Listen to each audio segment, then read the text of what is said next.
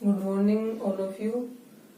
BSc final में जो inorganic chemistry की फर्स्ट यूनिट चल रही थी, metal ligand bonding in transition metal complex, उसके अंदर हमने कल की क्लास में पढ़ लिया था वर्ग समतलीय संकुलों में क्रिस्टल क्षेत्र विपाटन। उसके बाद में नेक्स्ट है इसमें जो संकुल है कॉम्प्लेक्स संक्रमण धातुओं से बने हुए, उनकी कुछ प्रॉपर्टी जैसे उनकी ज्योमेट्री है, उनकी चुंबकीय गुण है, उनके अंदर कलर किस प्रकार से आता है, इन सभी की व्याख्या हमें यहाँ पे करनी है। तो इन जो संकुलों के जो गुण है कॉम्प्लेक्स की प्रॉपर्टी, उनके अंदर सबसे पहली प्रॉपर्टी है वो हम कौन सी पढ़ रहे हैं, मैग्नेटिक प्रॉपर्टीज ऑफ कॉम्प्लेक्स, यानी संकुलों के चुंबकीय गुण। कल हमने बता दिया था कि वे संकुल जिनके अंदर अनपेयर्ड इलेक्ट्रॉन होते हैं, उन संकुलों को हम क्या कहेंगे, और वे जिनके अंदर ऑल इलेक्ट्रॉन कैसे हों, ऑल इलेक्ट्रॉन आर पेयर्ड, सारे के सारे इलेक्ट्रॉन है वो युग्मित अवस्था में हो। दो कंडीशन बनती है। यदि संकुल में केंद्रीय धातु परमाणु के पास अनपेयर्ड इलेक्ट्रॉन प्रेजेंट हो तो उस संकुल को हम क्या कहेंगे, उस संकुल को हम कहेंगे अनुचुंबकीय संकुल, और उसको इंग्लिश में बोलते हैं पैरामैग्नेटिक कॉम्प्लेक्स। ठीक है। और यदि किसी संकुल में अनपेयर्ड इलेक्ट्रॉन प्रेजेंट नहीं हो, यानी सारे के सारे इलेक्ट्रॉन क्या हो, पेयर्ड या युग्मित हो, तो उसे हम कहेंगे प्रतिचुंबकीय, और प्रतिचुंबकीय को इंग्लिश में बोलते हैं हम डायमैग्नेटिक कॉम्प्लेक्स। तो चुंबकीय जो गुण है उनके आधार पर दो प्रकार के संकुल बन गए। एक वे संकुल जिनके अंदर अनपेयर्ड इलेक्ट्रॉन केंद्रीय धातु परमाणु के पास युग्मित इलेक्ट्रॉन प्रेजेंट होते हैं, उनको हम बोलेंगे पैरामैग्नेटिक या अनुचुंबकीय संकुल।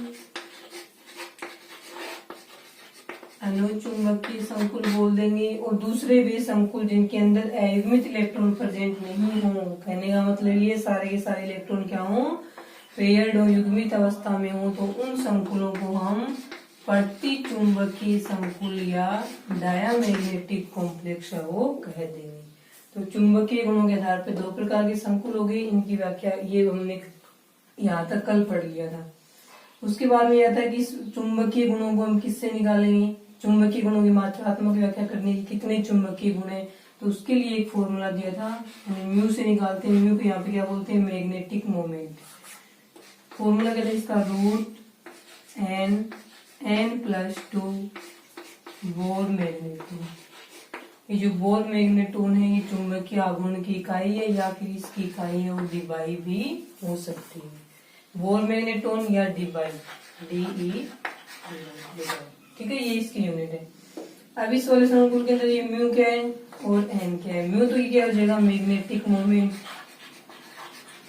मैग्नेटिक मोमेंट, यानी ये हो जाएगा यहाँ पे चुंबकीय आघूर्ण, और n यहाँ पे क्या हो जाएगा, नंबर ऑफ अनपेयर्ड इलेक्ट्रॉन, यानी संकुल में केंद्रीय धातु परमाणु के पास उपस्थित अयुग्मित इलेक्ट्रॉन n की जगह रखे जाएंगे, और म्यू क्या यहाँ पे मैग्नेटिक मोमेंट यानी चुंबकीय आघूर्ण होता है। इतना हमने कल पढ़ लिया था। उसके बाद आगे देखेंगे कितने अयुग्मित इलेक्ट्रॉन होंगे, तो उस संकुल के अंदर कितने % चुंबकीय गुण होंगे, उनकी मात्रात्मक व्याख्या वो इस फॉर्मूले की सहायता से हम कर लेते हैं। देखें इसके अंदर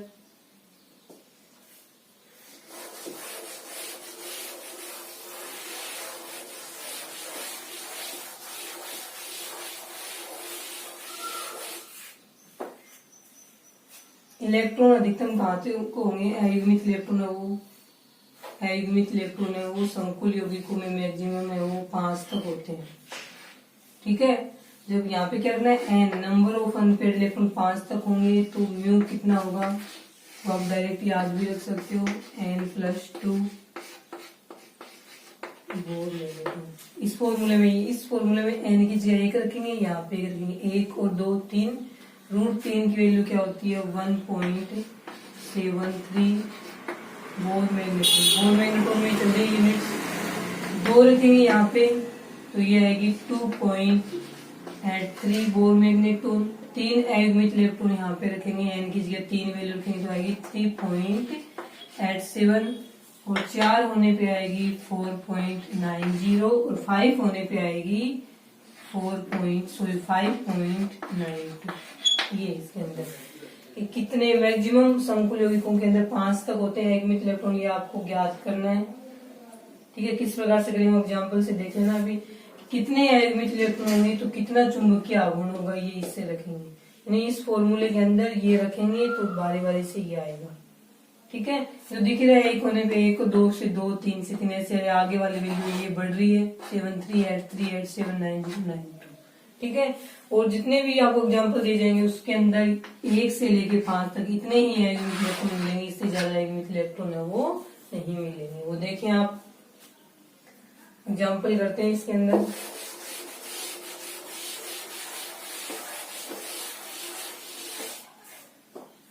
सबसे पहले आप देख लें कि मान लीजिए D1 इलेक्ट्रॉनिक विन्यास है, ऑक्टाहेड्रल के लिए चलते हैं। ऑक्टाहेड्रल कॉम्प्लेक्स है। ठीक है, ऑक्टाहेड्रल कॉम्प्लेक्स में लिगेंड कैसा है, ऑक्टाहेड्रल कॉम्प्लेक्स और लिगेंड है वो कौन सा है, वीक है, वीक लिगेंड है वो हमने लिया है यहाँ पे। ठीक है, इसके अंदर देखें ऑक्टाहेड्रल कॉम्प्लेक्स में वीक लिगेंड के अंदर D1 यानी केंद्रीय धातु आयन है, उसका इलेक्ट्रॉनिक विन्यास है D1।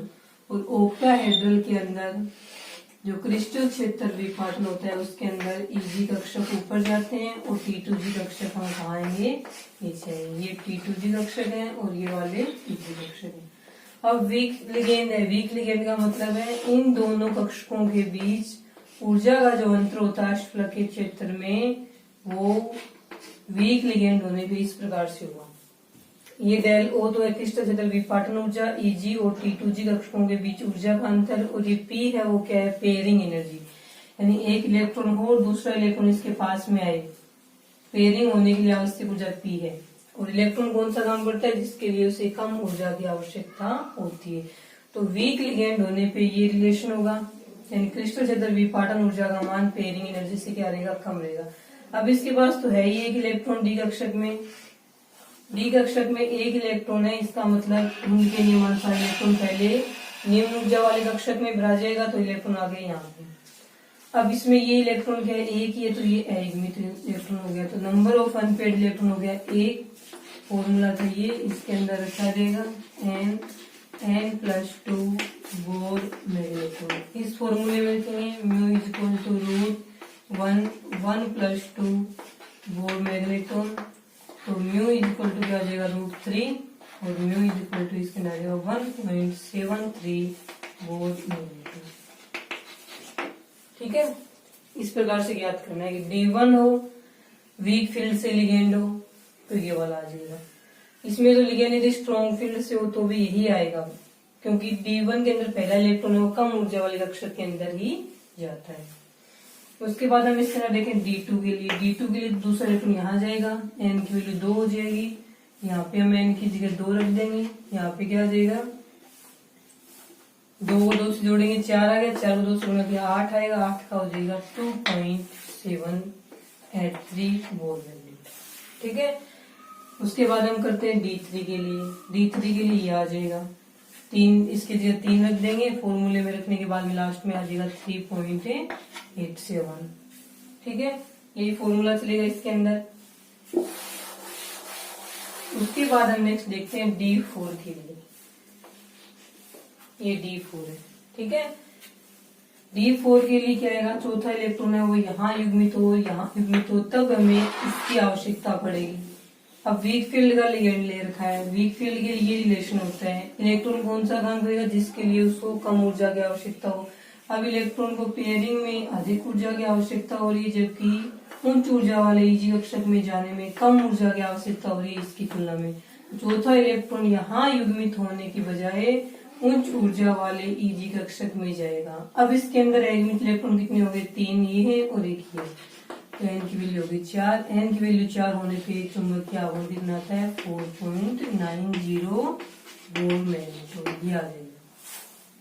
अब वही सेम D5 होगा तो 5वां इलेक्ट्रॉन है वो यहीं जाएगा, क्योंकि वीक फील्ड का लिगेंड चल रहा है, 5 इलेक्ट्रॉन हो गया युग्मित, 1 2 3 4 5, 5 हो जाएगा तो इसका वैल्यू आएगी 5.92 बोर मैग्नीट्यूड। ठीक है, उसके बाद में इसमें 6 नंबर वाला इलेक्ट्रॉन, 6 नंबर वाला इलेक्ट्रॉन यहाँ आ जाएगा।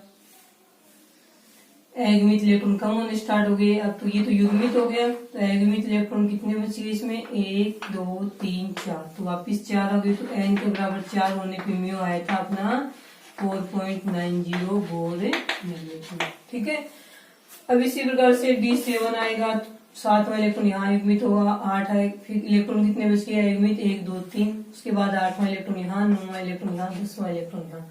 अभी 10 इलेक्ट्रॉन आने के बाद ये क्या होता है, D10 हो गया, सारे इलेक्ट्रॉन पेयर्ड है, अयुग्मित इलेक्ट्रॉन 0 है, अयुग्मित इलेक्ट्रॉन की संख्या 0 है, तो फॉर्मूले में लिखेंगे तो म्यू भी क्या आ जाएगा, 0 आ जाएगा। यानी D10 में ये जो कक्षक है संकुल है जिसका D10 इलेक्ट्रॉनिक विन्यास होता है, उस समय उसका चुंबकीय आघूर्ण क्या होगा, 0 0 हो जाएगा। इसका मतलब संकुल कैसा है, प्रति चुंबकीय, या फिर इंग्लिश में हम इसको क्या बोल देंगे, डायामैग्नेटिक कॉम्प्लेक्स है वो बन जाएगा। ऐसा होता है इसमें वीक फील्ड के जो लिगेंड हैं उसके अंदर। उसके बाद में आता है कि यदि इसके अंदर जो लिगेंड है वो वीक फील्ड से ना हो, कौन से हो, स्ट्रॉन्ग फील्ड से लिगेंड हो, तो इसके अंदर क्या होगा, वही रहेगा सेम। एक बार देख लो, लिगेंड है वो वीक फील्ड से, इसके अंदर देखें तो स्ट्रॉन्ग फील्ड से लिगेंड होगा तो क्या होगा, इसके अंदर क्रिस्टल क्षेत्र विपाटन होता है, यानी Eg और T2G कक्षकों के बीच ऊर्जा का अंतर पेयरिंग एनर्जी से अधिक होगा। कब, जब लिगेंड का ऐसा हो, स्ट्रॉन्ग फील्ड से हो।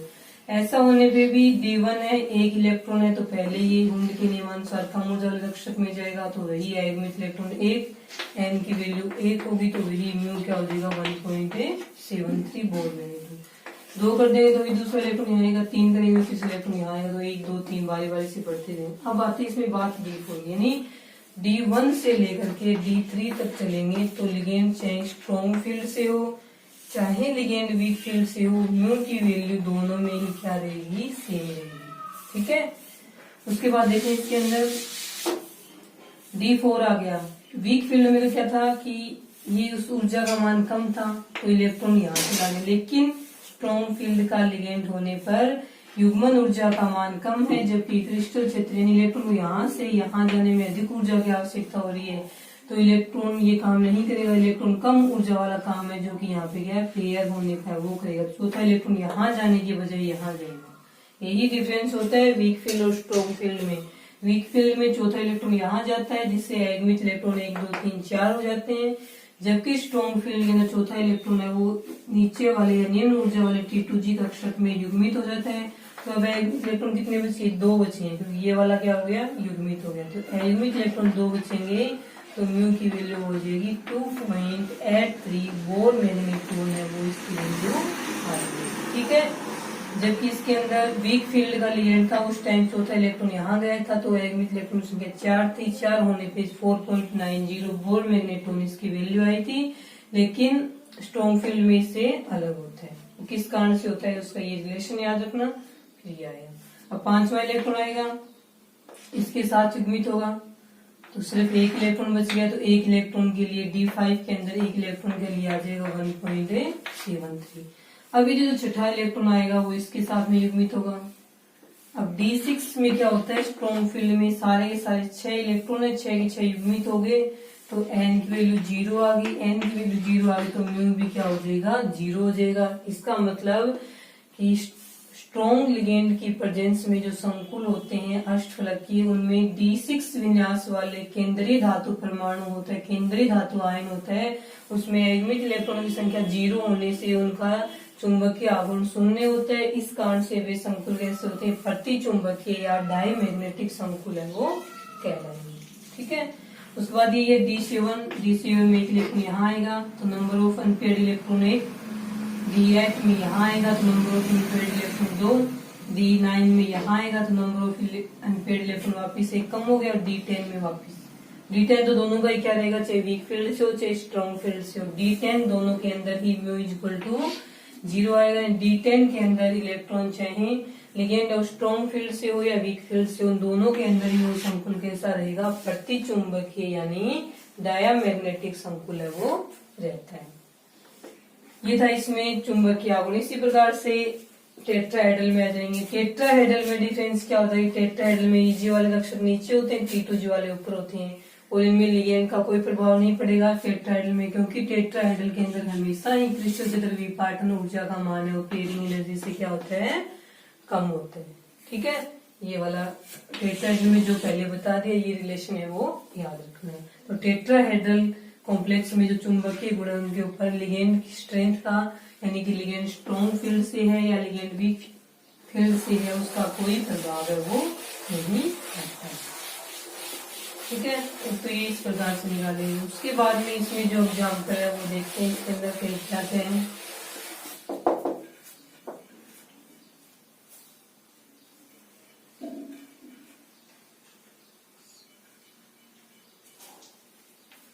एग्जाम्पल इसके अंदर फर्स्ट एग्जाम्पल K4Fe(F6) ये संकुल है जिसके चुंबकीय आघूर्ण का मान 5.92 है।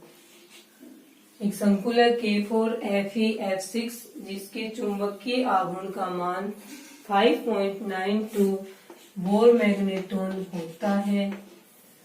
इस संकुल के चुंबकीय गुणों की या चुंबकीय प्रवृत्ति की व्याख्या है वो क्रिस्टल क्षेत्र सिद्धांत जो CFT है उसके आधार पे कीजिए। ये क्वेश्चन होगा कि K4Fe(F6) संकुल है, उसके चुंबकीय आघूर्ण का मान 5.92 बोर मैग्नेट्रॉन है।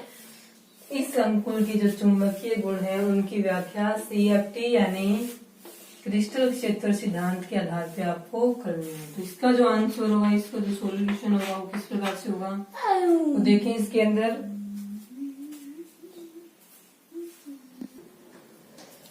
अब इसके अंदर देखें इसकी व्याख्या किस प्रकार से करेंगे हम। ठीक है, इसमें इस संकुल को सबसे पहले वियोजित करेंगे तो क्या बनेगा, 4K पॉजिटिव प्लस में Fe(F6) नेगेटिव 4। ठीक है, ये अलग हो जाएगा, ये वाला अलग हो जाएगा। ये 4K पॉजिटिव अलग होंगे तो माइनस में 4 नेगेटिव इसके ऊपर चला जाएगा। अब इसके अंदर हमें अयुग्मित इलेक्ट्रॉन ज्ञात करने हैं कि किस प्रकार से कितने अयुग्मित इलेक्ट्रॉन आए जिससे ये आए हैं। ठीक है, अब इसके अंदर सबसे पहले हमें केंद्रीय धातु जो परमाणु है आयरन, उसकी ऑक्सीकरण अवस्था ज्ञात करनी। तो ये इसकी अक्ष मानेंगे जिसकी ज्ञात करनी है। प्लस में आयरन पे क्या होते हैं, एक आयरन पे -1, सॉरी फ्लोरीन पे -1 है, तो 6 है तो 6 के ऊपर क्या हो जाएगा -6 इज इक्वल टू इस पूरे संकुल के ऊपर है वो इक्वल में लिखा जाएगा -4।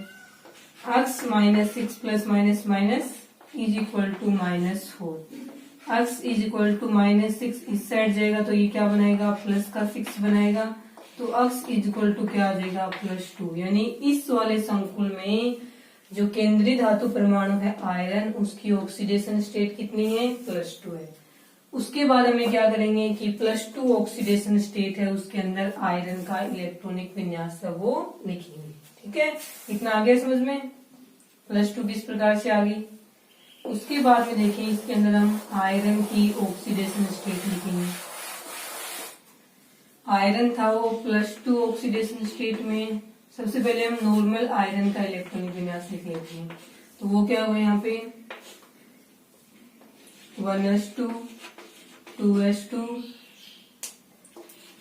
2p6 3s2 3p6 3d और ये 4s2 3d6। ये देख लो, इसमें आयरन 26 नंबर पे आता है, एटॉमिक नंबर इसका 26 है। ये होगी इसके अंदर। उसके बाद इस संकुल के अंदर आयरन है वो +2 ऑक्सीडेशन स्टेट में। तो +2 ऑक्सीडेशन स्टेट में इसका इलेक्ट्रॉनिक विन्यास लिखेंगे। +2 का मतलब है आयरन ने 2 इलेक्ट्रॉन त्याग दिए। 2 इलेक्ट्रॉन कौन से कहां से निकलेंगे, सबसे बाहर वाले कोर से 2 इलेक्ट्रॉन निकलेंगे।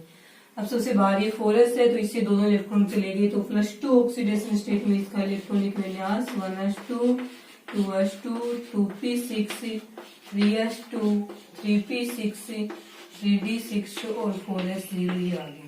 ठीक है, अभी 0 तो हो गया, इसको नहीं लिखी, सिर्फ यहाँ पर लिखेंगे 3d6 आ गया। अब 3d6 का मतलब है कि इसका जो डी कक्षक है उसके अंदर कितने इलेक्ट्रॉन है, 6 इलेक्ट्रॉन है, 1 2 3 4 5 और ये 6। अब हमें क्या करना है, संकुल बनाने के लिए क्रिस्टल, ये तो हमने केवल +2 Fe का +2 ऑक्सीडेशन स्टेट में लिखा था। अब संकुल बनाने के लिए इसके अंदर अष्टफलकीय 6 लिगेंड जुड़े हुए हैं। अष्टफलकीय में विपाटन कैसे होता है, Eg कक्षक ऊपर जाते हैं और T2G कक्षक है वो इसके अंदर कहाँ आएंगे, नीचे आएंगे।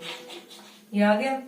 अब जो 6 लिगेंड है वो किस प्रकार से बनेंगे, लिगेंड देखते हैं। लिगेंड इसमें जो आयरन है, उसके बाद आगे इसमें क्या लिखेंगे, इतना तो आपके आगे समझ में, उसके बाद में यहाँ पे लिखा जाएगा कि आयरन है F नेगेटिव, वो वीक लिगेंड होने के कारण ये है केंद्रीय धातु परमाणु या केंद्रीय धातु आयन के जो डी कक्षक हैं उनका युग्मन नहीं कर पाएगा, यानी कि इसके लिए क्रिस्टल क्षेत्र विपाटन ऊर्जा की तुलना में पेयरिंग ऊर्जा का मान अधिक होगा।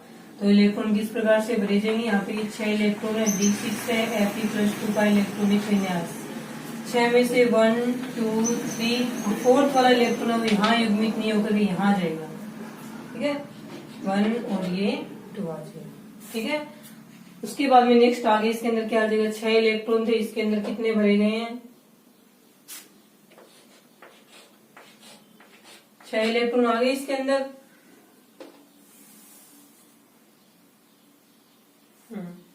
अब इसके अंदर देखो 6 के 6 इलेक्ट्रॉन या 5 आ गए, छठा इलेक्ट्रॉन इसके अंदर कहाँ पे भरा जाएगा, यहाँ पे भरा जाएगा। तो इसके अंदर नंबर ऑफ अनपेयर्ड इलेक्ट्रॉन कितने बचे हो, देखो 1 2 3 4 बच के number of unpaired electron. Formula था ये वाला, इस फॉर्मूले में लिखना है n+2 मोल मैग्नेट्रॉन। इस फॉर्मूले लिखेंगे तो म्यू की वैल्यू कितनी आ जाएगी, 4.90 वोर मैग्नेट्रॉन इसकी वैल्यू है वो रहेगी। अपने को कितनी दी गई है, 5.92, सॉरी 5.92 4.90 आएगी, गलत दी हुई थी बुक में, क्योंकि इससे तो है ही Fe से इलेक्ट्रॉनिक विन्यास आयरन की +2 आएगी, +2 के अंदर इलेक्ट्रॉनिक विन्यास इसका ये वाला होगा। 6 आएंगे, 6 वाले तो इस प्रकार से भरे जाएंगे, 1 2 3 4 अनपेयर्ड इलेक्ट्रॉन, तो इसकी वैल्यू क्या आएगी 4.90। यानी इस संकुल का चुंबकीय आघूर्ण कितना क्यों आता है, इसकी व्याख्या इस प्रकार से हम CFT के आधार पे करेंगे। ठीक है, उसके बाद नेक्स्ट एग्जांपल देखें इसका।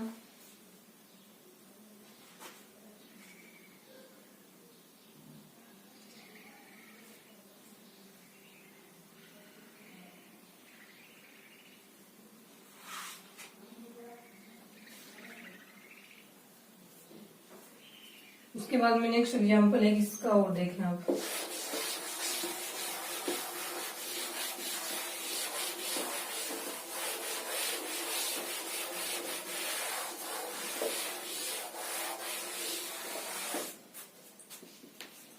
सेकंड एग्जांपल हो जाएगा K3FeCl6 के चुंबकीय गुणों की व्याख्या CFT के आधार पर कीजिए। K3FeCl6 ये कॉम्प्लेक्स आयरन का, जिसके चुंबकीय आघूर्ण या चुंबकीय गुणों की व्याख्या है यहाँ पे CFT के आधार पे करनी है।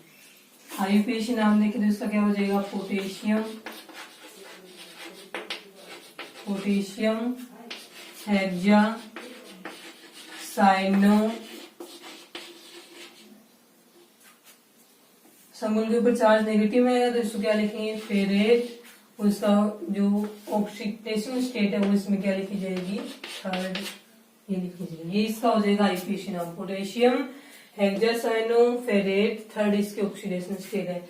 सबसे पहले हम यहाँ पे इसकी ऑक्सीडेशन स्टेट है वही ज्ञात करेंगे। पहले हम इसका वियोजन करेंगे, 3 के पॉजिटिव अलग में होगा, प्लस में FeCl6 अब इसके ऊपर जो पॉजिटिव में 3 पॉजिटिव है तो यहाँ पे क्या आएगा 3 नेगेटिव आएगा। आयरन की ऑक्सीडेशन स्टेट ज्ञात करनी है, जिसकी ज्ञात करनी होती है उसको अक्ष मान लेंगे। प्लस में एक Cn पे क्या होता है, Cn को इस प्रकार से लिखते हैं माइनस, मतलब -1 चार्ज है तो 6 पे कितना हो जाएगा, और इज इक्वल टू में इस पूरे के ऊपर जो चार्ज है वो इक्वल में लिखा जाएगा। तो अक्ष -6 इज इक्वल टू -3, अक्ष इज इक्वल टू -6 इस साइड जाएगा, प्लस का 6 बनाएगा तो अक्ष इज इक्वल टू क्या आएगा इसके अंदर +3, यानी इस वाले संकुल में आयरन की जो ऑक्सीडेशन स्टेट है वो कितनी है, +3 है। अब हम क्या करेंगे, इतना करने के बाद आयरन का इलेक्ट्रॉनिक विन्यास लिखेंगे। आयरन 26 नंबर पे हुई, इलेक्ट्रॉनिक विन्यास में क्या आ जाएगा 1s2 2s2 2p6 3s2 3p6 3d6 और 4s2। इस प्रकार से ये आयरन का इलेक्ट्रॉनिक विन्यास है। इस वाले संकुल में आयरन है वो +3 ऑक्सीडेशन स्टेट में है। +3 ऑक्सीडेशन स्टेट का मतलब क्या है कि आयरन ने अपने 3 इलेक्ट्रॉन है वो त्याग दिए। अब आयरन अपने 3 इलेक्ट्रॉन त्यागने के बाद +3 ऑक्सीडेशन स्टेट में आ गया।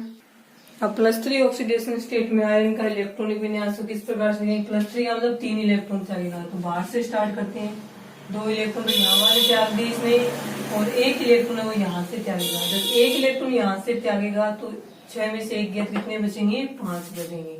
तो +3 ऑक्सीडेशन स्टेट में इसका इलेक्ट्रॉनिक विन्यास 1s2 2s2 2p6 3s2 3p6 3d5 ये बचेगा इसका, ठीक है, +3 ऑक्सीडेशन स्टेट में।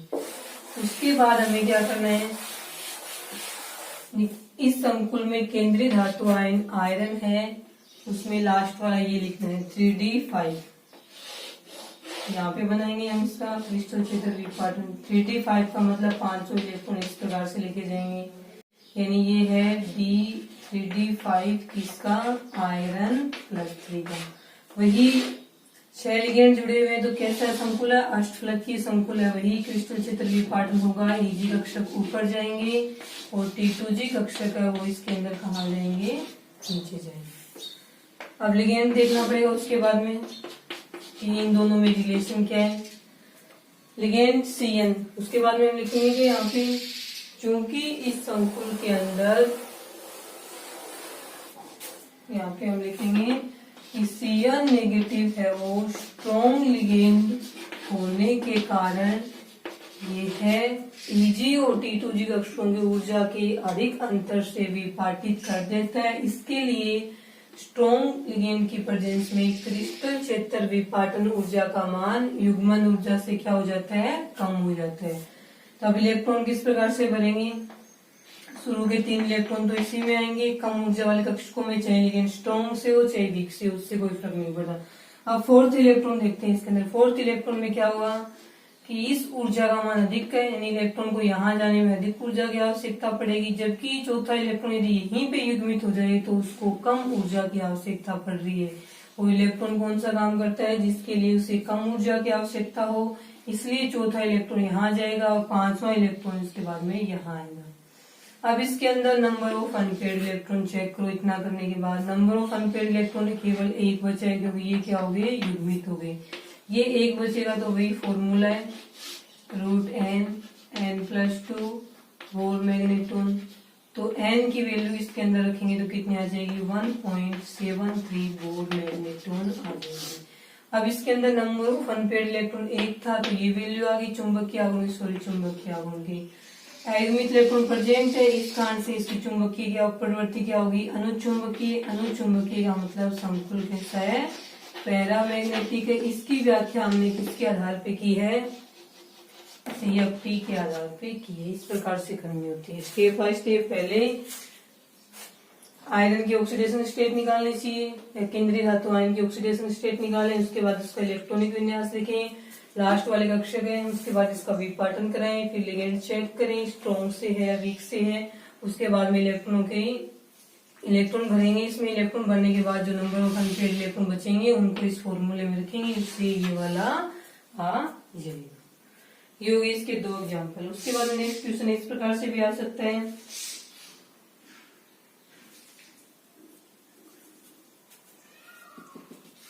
इसके अंदर है क्वेश्चन नेक्स्ट,